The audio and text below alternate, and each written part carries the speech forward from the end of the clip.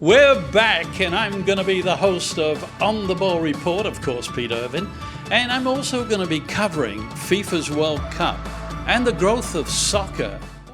I'm often asked in Asia, who is FIFA? Well, it's known for its development of football and, of course, the World Cup.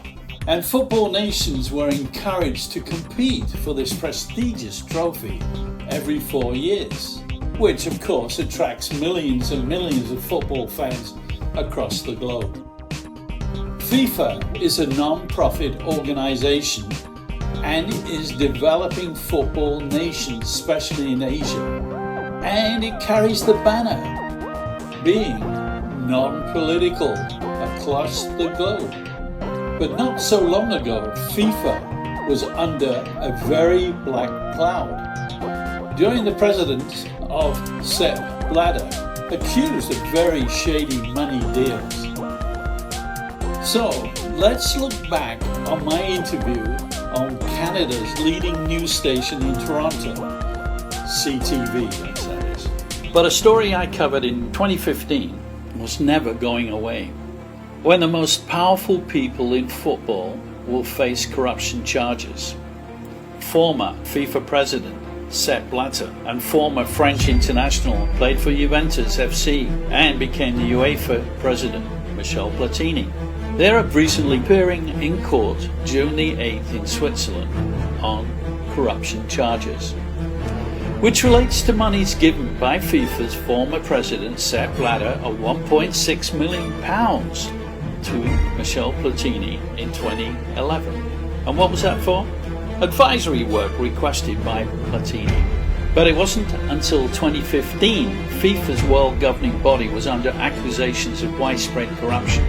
At this time in 2015, I was covering the story for TV and radio for the International Sports Report when Toronto CTV, a big station, television station, news and sports, interviewed me regarding Sepp Blatter and the FBI investigations. Pete Irvin is the co-host of International Sports Report on TSN 1050 Radio. He joins us now in our studio. Good to see you, Peter. Thank you. Are you a fan of Sepp Blatter? You've met him a few times. You've interviewed him a couple times. I became a non-fan as soon as I walked in to interview him with the television crew. He's very arrogant, but don't take it away from him, Dan. He's a very smart guy. Keeps the chips to himself, and he rules very, very heavy-handed. Is he a micromanager? I would think so, yes. There's no excuse that he didn't know about the 14 that have been, let's say, not arrested, but indicted through the FBI. So we're going to see what happens. But somewhere along the line, there's going to be a squealer, a rat that said, yeah, it did happen. And somebody may make a deal. I'm sure. Yeah. $150 million over 20 years and you don't know? I mean, if that happened in the real world of business, I'm sure that the CEO and the president and the vice president all will be fired. There's been so many complaints about FIFA and their shady dealings for decades. I mean, if you followed soccer for decades, you've been hearing this for decades. And yet, because it is not a for-profit business, there are so few levers that anybody can get at FIFA. Absolutely. And when you look at it, I mean, the power, the billions and billions of dollars. I mean, the Americans look at their sports and say, we're rich and this is how it's done in the league. But when you look at FIFA, they're lights years ahead of anybody there. And Blatter is the only guy that should actually roll. I am shocked that he's re-elected. Yeah, well, it was expected, right? Well, yes, and because this is where the problem is very quickly, is the Asian and African markets have the votes.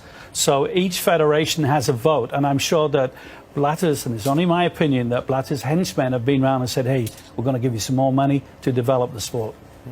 Vote. Well, and also it was alleged yesterday by more than one person that it serves a lot of interest to have somebody who's malleable at the helm, because that's a person you can use. All you need is money. Absolutely.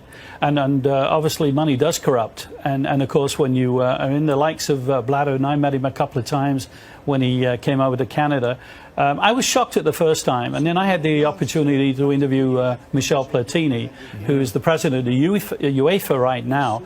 And what came out of actually Platini, when I said to him, you've finished your career, what are you going to do now? And I said to him, How about being the president of FIFA? And he just leant over in a heavy French accent and he says, no comment. Now, FIFA's ethnic committee banned Sepp Blatter along with Michel Platini, a very famous soccer player. And as we mentioned earlier, FIFA is a non-political organization.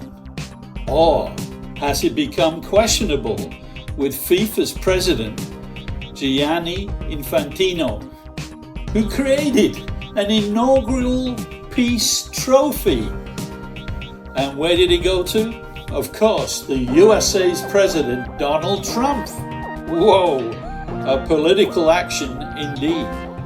This generated 30,000 plus negative comments on the multimedia, plus an outrage across the football nations. Is FIFA's president, Gianni Infantino's action making good to Donald Trump, with Trump showing tantrums on the World Cup to be staged partly in the USA, stopping the global football fans and certain national team players entering the USA, and controlling certain World Cup venues, stadiums, using the National Guards? Well, we have to ask ourselves, how strong is FIFA's ethnic committee and its board of directors? They should not support this peace trophy, as it's political to Donald Trump, and they should resign along with the president, Gianni Infantino. But let's go out on a positive note on the ball report. And of course, December the 6th was the World Cup draw, with 104 matches best to be played. And don't forget, support your national team. Thanks for tuning in. I'm your host, Pete Irvin. On the Ball Report is a Studio 5 production.